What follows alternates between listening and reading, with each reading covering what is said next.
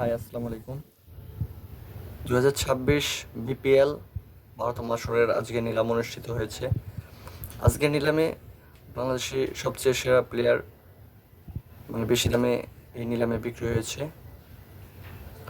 নাইম শেখ 1,10,00,000 টাকায়। তাকে দলে নিয়েছে চট্টগ্রাম। দ্বিতীয় সেরা দামে বিক্রি হয়েছে তাওহিদ হৃদয় 92 লক্ষ টাকা, তাকে নিয়েছে রংপুর রাইডার্স। আর তৃতীয় সেরা দাম হলো লিটন কুমার দাস 75 লক্ষ টাকায় নিয়েছে রংপুর রাইডার্স। বাংলাদেশের সবচেয়ে বেশি রান টি-20তে সংগ্রহক ও সবচেয়ে 50-র মালিক বাংলাদেশের লিটন কুমার দাস,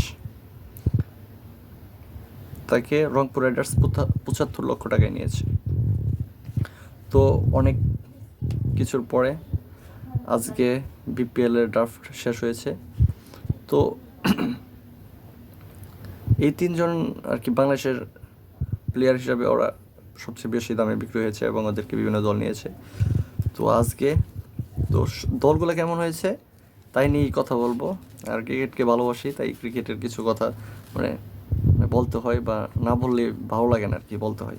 সো প্রথমে যদি আমি বলি রাজশাহী অরিয়ান্স, তো দেশি প্লেয়ার হিসাবে আছে নাজমুল হোসেন শান্ত, তানজিদ হাসান তামিম, মুশফিকুর রহিম,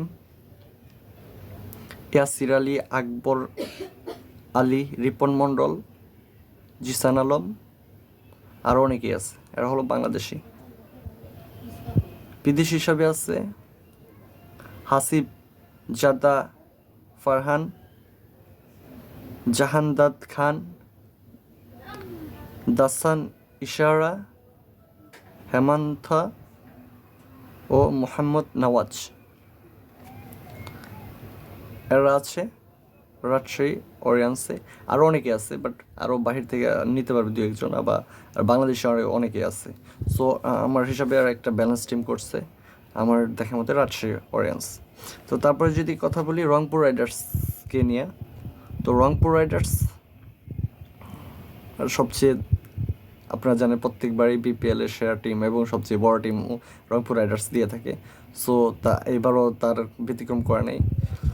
সো যদি রংপুর রাইডার্সের কথা বলি, রংপুর রাইডার্স দেশি প্লেয়ার নুরুল হাসান সোহান এবং মুস্তাফিজুর রহমান, লিটন কুমার দাস, তাওহিদ হৃদয়, মাহমুদুল্লাহ রিয়াদ, রাকিবুল হাসান, নাহিদ রানা,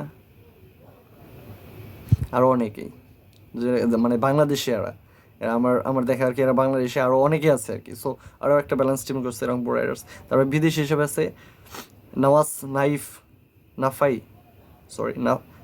নাফাই, হিমি লিও গাই, সুফিয়ান মুকিম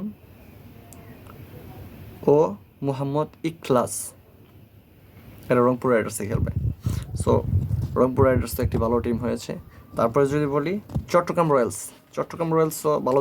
আসলে এবার বিপিএলে আমার জানার মধ্যে সব দলই ভালো, মানে অকশনের মাধ্যমে সব দলই ভালো ভালো প্লেয়ার নিচ্ছে। বাট এবার অ্যাকশনটা অনেক ভালো লাগছে, তো অনেক এনজয় করছি। তো চট্টগ্রাম রয়্যালস। তারপরে যদি চট্টগ্রাম রয়্যালসের কথা বলি, শেখ মেহেদি হাসান, তানভীর ইসলাম, নাইম শেখ, জিয়াউর রহমান, আরাফাত সানি, শুভগত হোম চৌধুরী, আবু হায়দার রনি,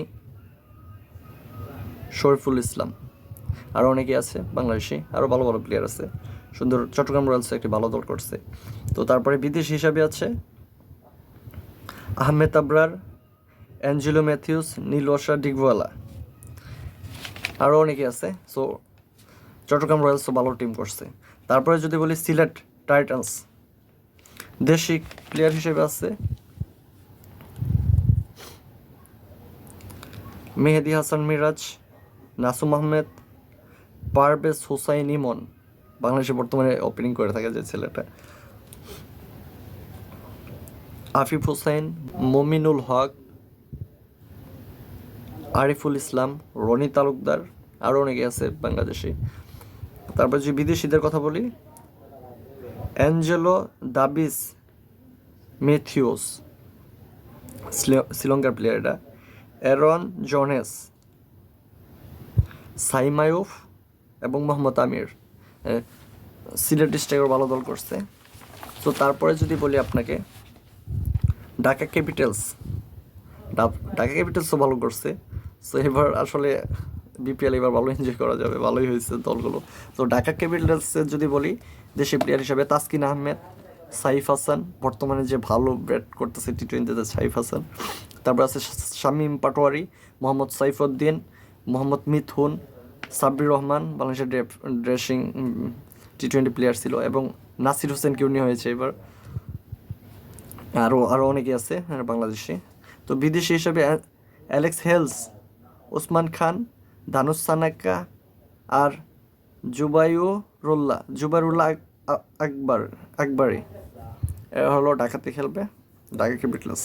তো তারপরে আছে নোয়াখালী এক্সপ্রেস, এবার নতুন যে দল আসছে নোয়াখালী এক্সপ্রেস, প্রথম হিসাবে আরও একটা ভালো ব্যালেন্স টিম করছে।